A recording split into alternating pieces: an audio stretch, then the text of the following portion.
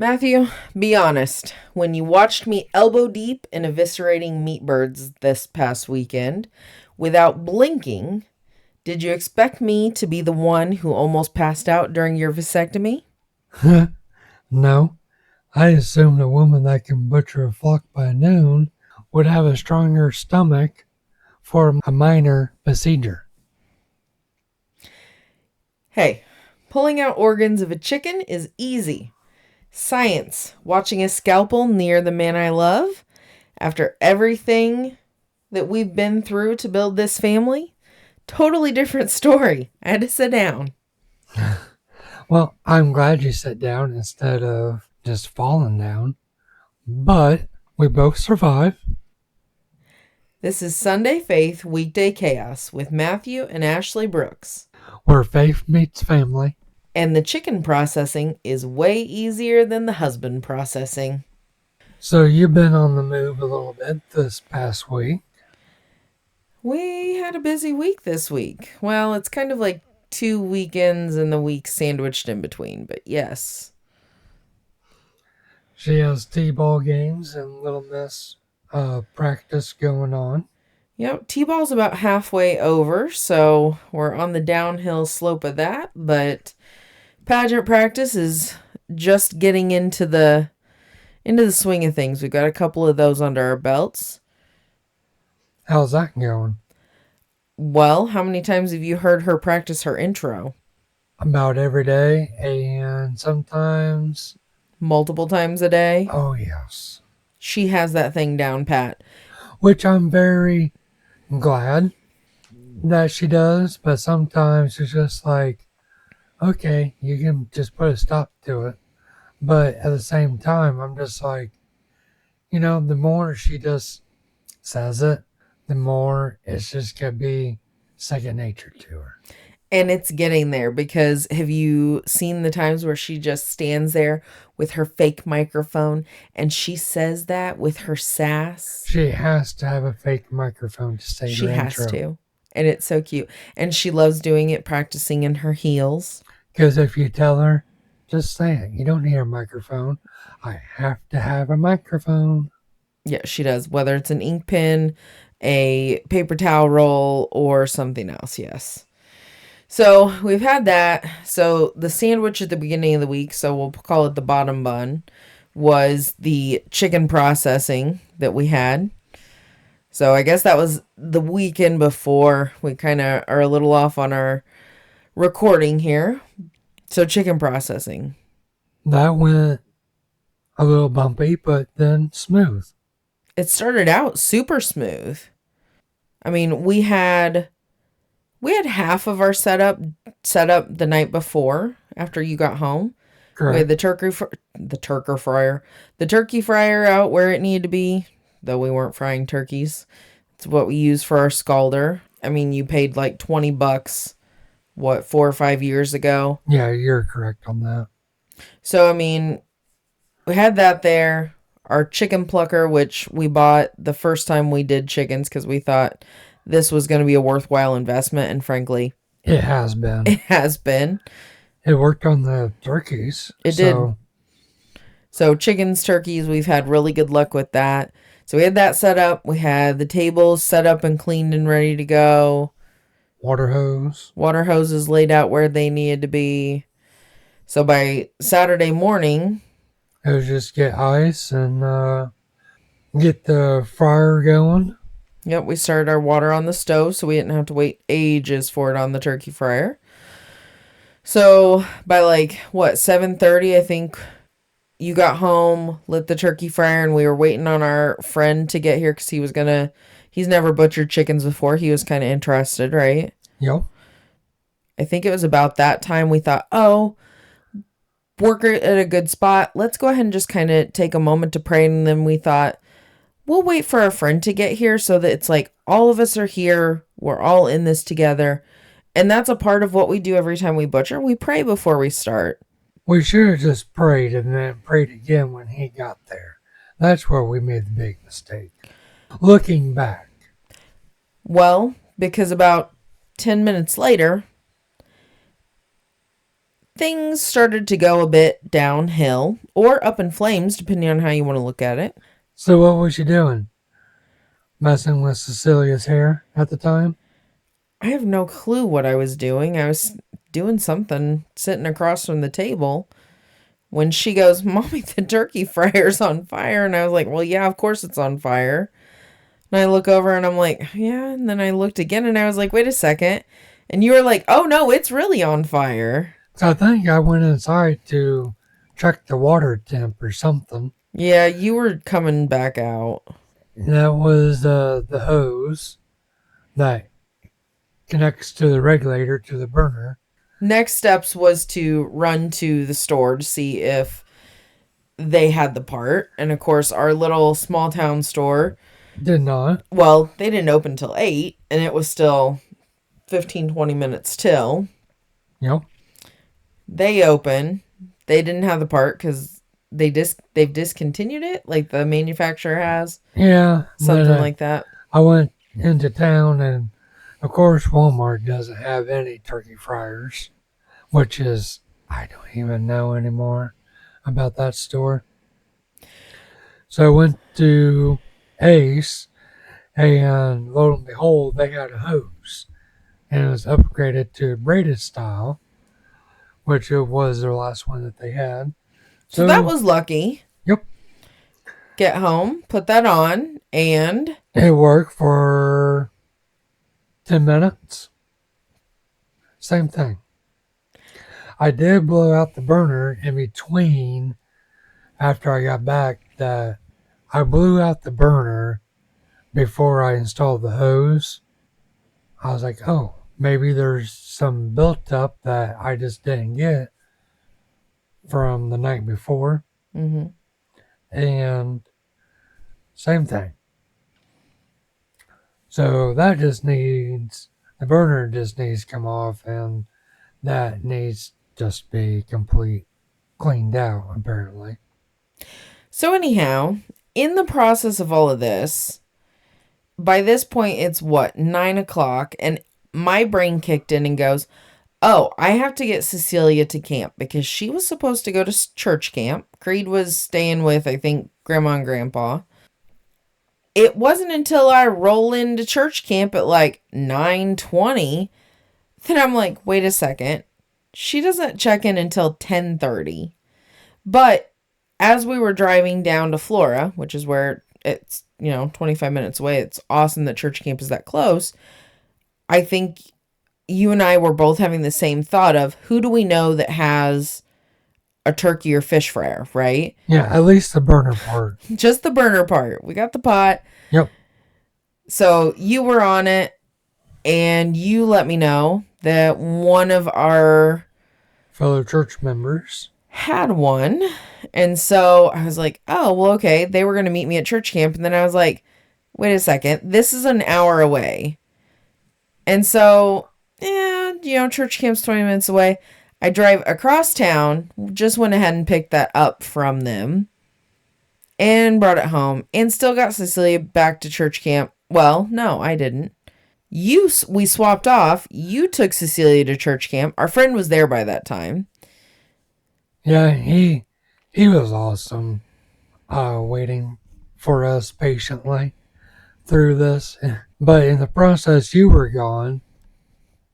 Ended up getting the water hot enough to run the plucker. Mm-hmm. So I had 2 birds plucked when you got back. So then we just swapped out because normally you do the... I eviscerate, so I gut them essentially. You start by put them in the kill cone, slit their throats, put them in the scalder, run them through the plucker, and then they move over to my table. Yep. Which, since you got back with that burner, I hooked it up and got it running for you and our friend. So I took Cecilia down. So, anyhow, in that process, by the time you got back, I think we had 6 birds done. And about that time, he was needing to leave because he did have plans the rest of the day. I'm always super grateful and excited to get to share our butchering process with people.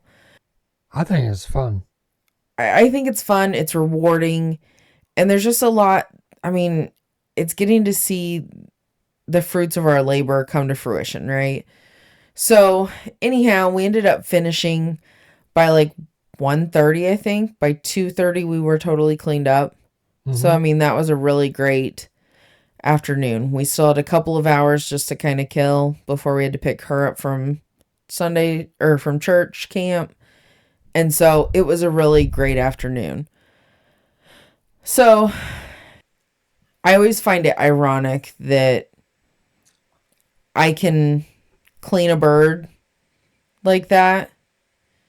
I don't bait a hook and I don't do those types of things. Yeah, you don't touch a worm. Yeah, I know.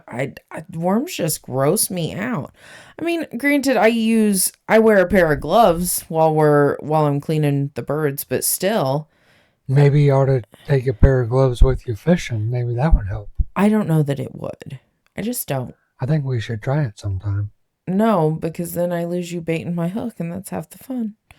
So anyhow, so the irony of me being able to do all of that, moving into our next topic, which is we made some really big decisions in the last year. I mean, because we've talked about the vasectomy probably the last year, in the last couple of months being pregnant with Creed. Yeah, towards the end of your pregnancy, then after we had him, that's when the conversation really began. I think it was towards the tail end of the pregnancy when we started talking about, does this complete our family? And we have 2 living children, Cecilia and Creed, and we've been through 4 pregnancies. And that's a whole nother topic of conversation. But both of our babies are rainbow babies. They came after miscarriages. And it's not a light conversation to have. I mean, this certainly wasn't a split second decision No, that we made spur of the moment. This was, we'd talk about it, we'd revisit and talk about it and revisit. And so there was a lot that went into this, right? I mean, you both gotta be on the same page, you do. or at least have the same end goal in mind.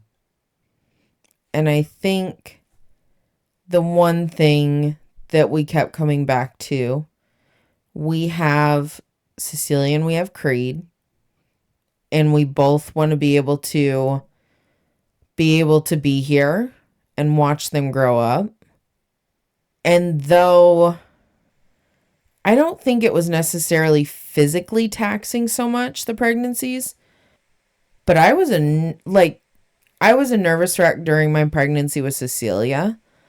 But with Creed, I mean, I had high blood pressure issues Throughout the whole thing, which Cecilia's was every time I would walk into the doctor's office, it would just be that.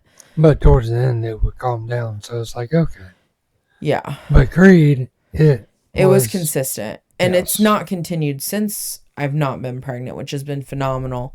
But I'm not sure either of us could have handled me being so much of a nervous wreck through another pregnancy. I agree. But during a conversation of us just trying to decide where we were at, I think we both settled on feeling like our family is complete. I agree. So this was definitely not something that we took lightly. So conversation happened back in March at the doctor? Yeah. Having a conversation with our doctor, making sure we were both on the same page. I think our doctor was super great. I mean, our so the whole process has been, I don't know, kind of mind-blowing to me. Like, it's not as big of a deal procedurally wise as I guess I thought it would have been. I agree with that. Like, our doctor was really great about explaining the different steps and things. I think I was most surprised that you were going to be awake during this. Me too. I thought it would be more in depth. I guess I dreamed it, or I just assumed I wouldn't be able to be in the room with you cuz day of I sent you back and I thought I'm going to be in the waiting room the next hour or whatever. And then the medical assistant comes back out and she's like, "Hey," she's like, are you wanting to go back?" And I was like, "Well, I didn't realize I could." That's what I said. The nurse uh, was like, "Did you drive yourself or did somebody drive you?" I was like, "Well, wife brought me up here. She and her assistant both were like, 'Do you want your wife back here with you?' I was like, that'd be awesome if she could." She's like, "Oh yeah, she can come back." I was like, "Well, might as well." Then the most iconic question was, "What's your wife wearing?" Uh, I don't know. It took me a second. I was like, "What did she have on?" I was like, "Oh yeah, I, I think you had a white and black striped dress on." I'm impressed. Do you remember this over a week later? I did have a black and white striped dress on. It's the little things. So I go back and it's just, I don't know, it's a little procedure room that they have there at our doctor's office. And so you're on the table and they hoist you up and the doctor comes in and he wants to know what kind of music you want. Oh, before that, I forgot to tell you that the nurse, she has to check my blood pressure.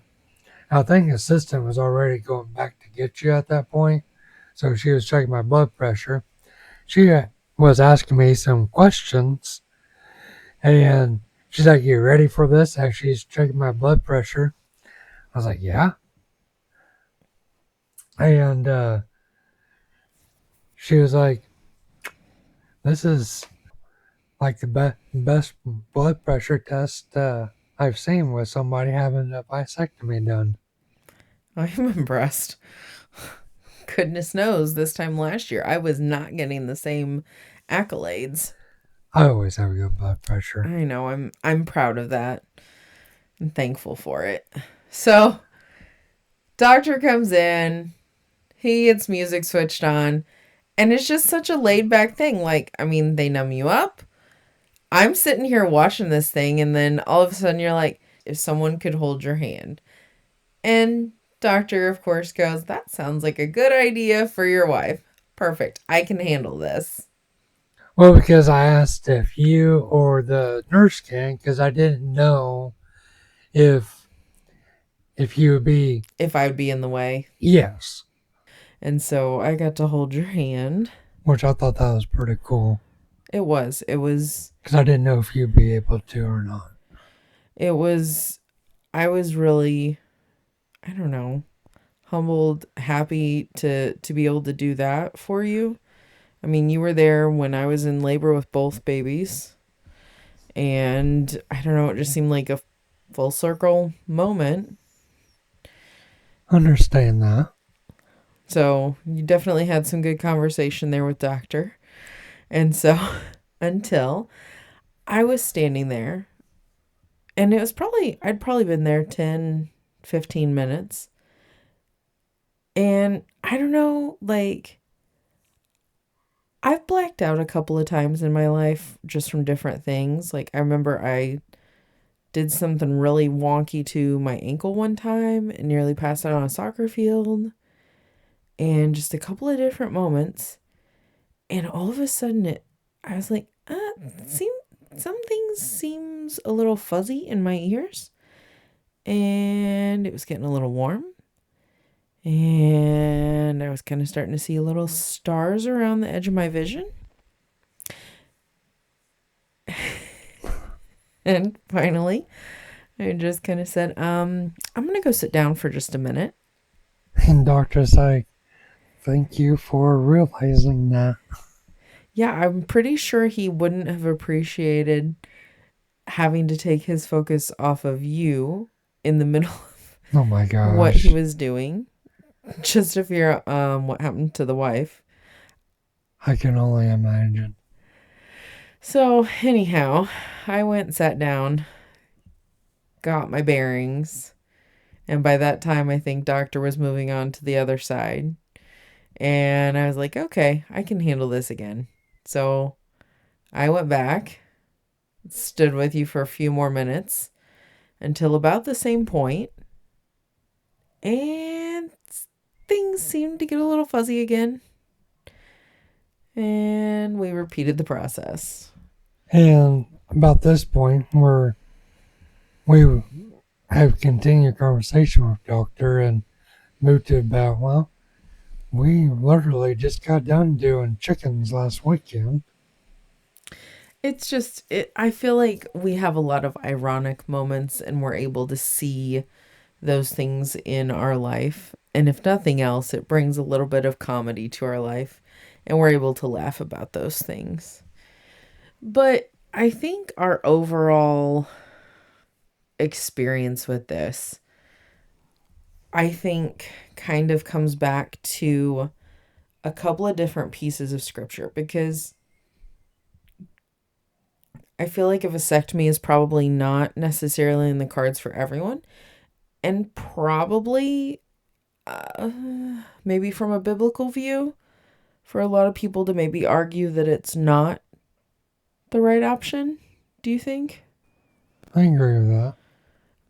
But for us, I think it was a matter of looking at, I think one of the places in the Bible that we can kind of look, at least for our situation, is Ephesians 5:25 through 28.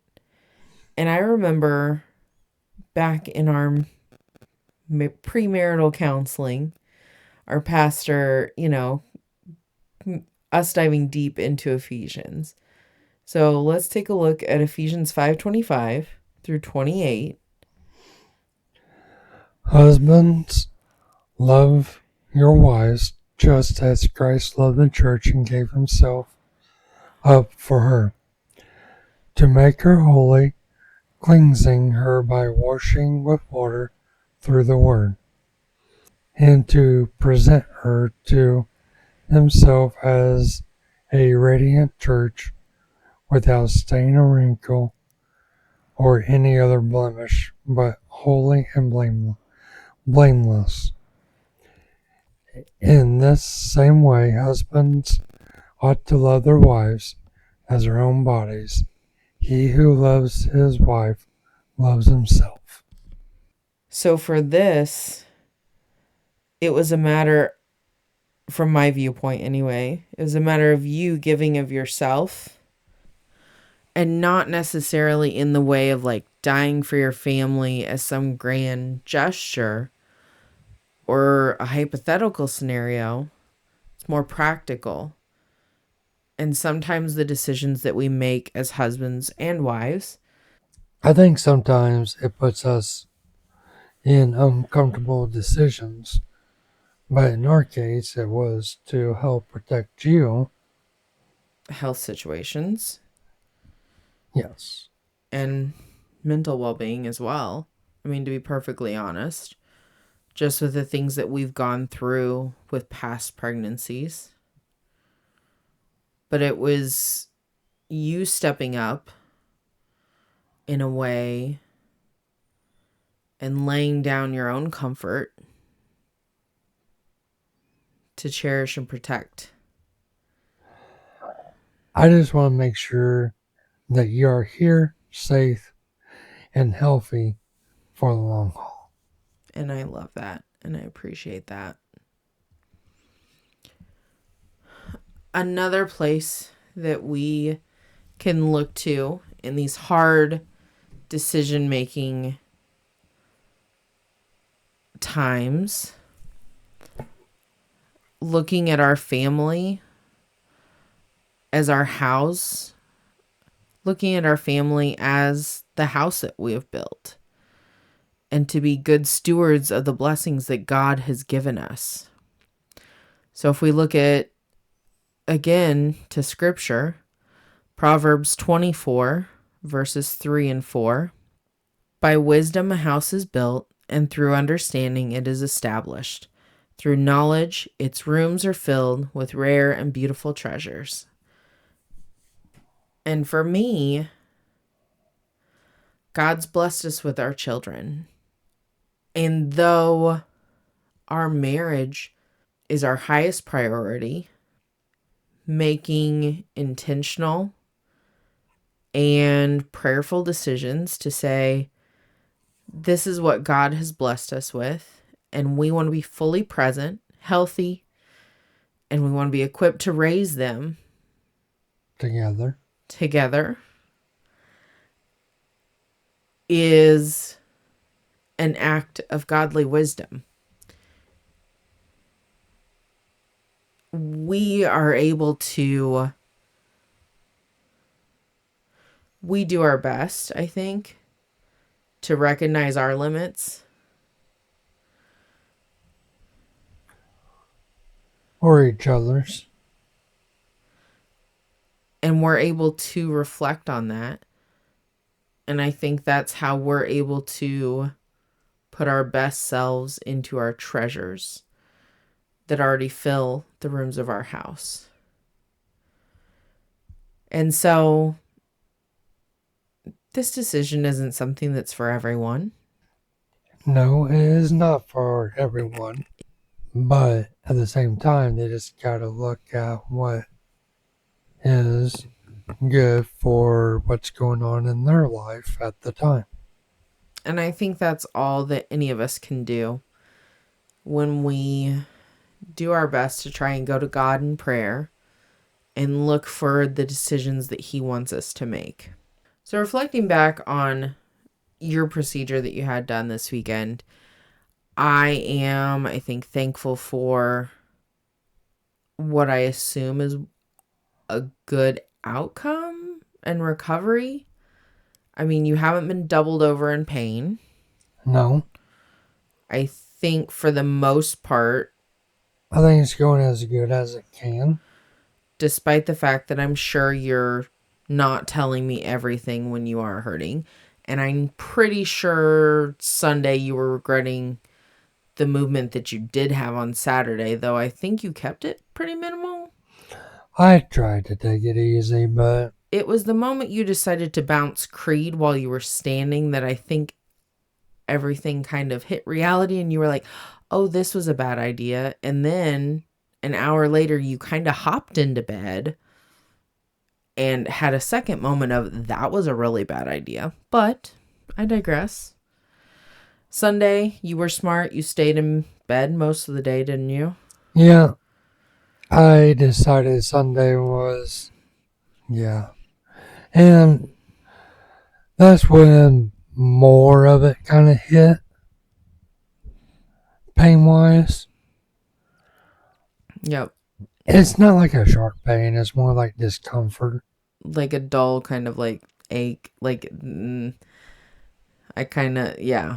Yeah. Well, and you were feeling it more in your lower abdomen than the incision site. So, correct.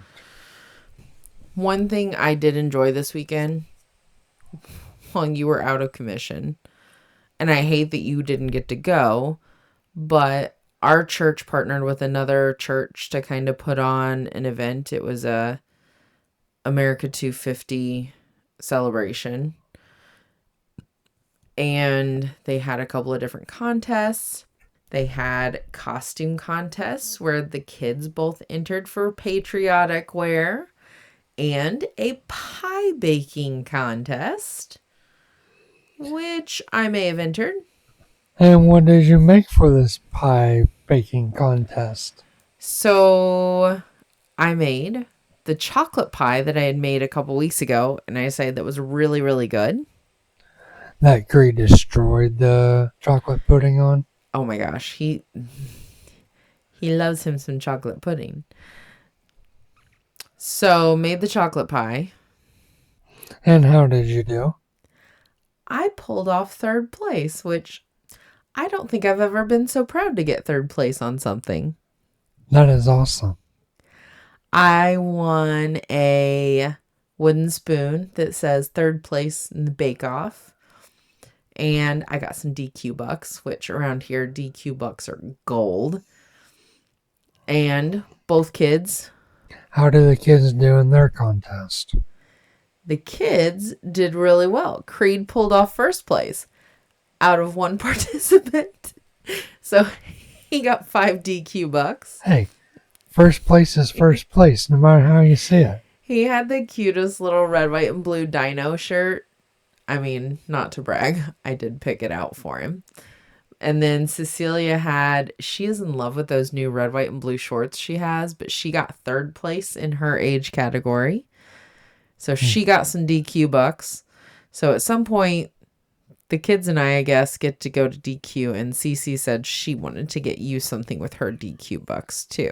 Which is impressive on its own. I don't think so. She's super generous like that. Well, she wants to be. This is true. But that celebration was really great. It was just a fantastic representation of the community that we live in, that we're a part of. And there was such a good turnout. So many people. They had kids' games. They had a water slide. They had an inflatable bounce house, music, worship. It was truly lovely. That's awesome. I wish I could have been there. Before we close out, we do want to do another one of our 60-second homestead hacks, and this week it's mine. So when we butcher chickens, or at least the last couple times, we have a pop-up tent, just one of those that, folds up, one of those canopy tents. And it's really kind of nice to be able to have paper towels on hand. And something that I happened to think of, and I was quite proud of myself. It's not earth-shattering, but I thought if I had a small bungee cord, I could run that through a paper towel and hang it off the canopy.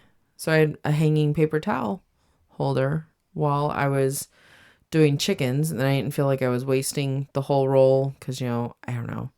I just felt like if I was touching it with chicken hands, the roll would just be ruined. And I appreciate that.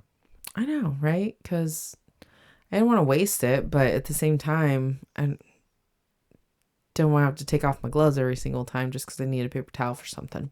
So anyhow, I guess we have a few more days of keeping Matthew away from the heavy lifting and the sharp objects. In the meantime, if you have liked this episode, please give us a follow.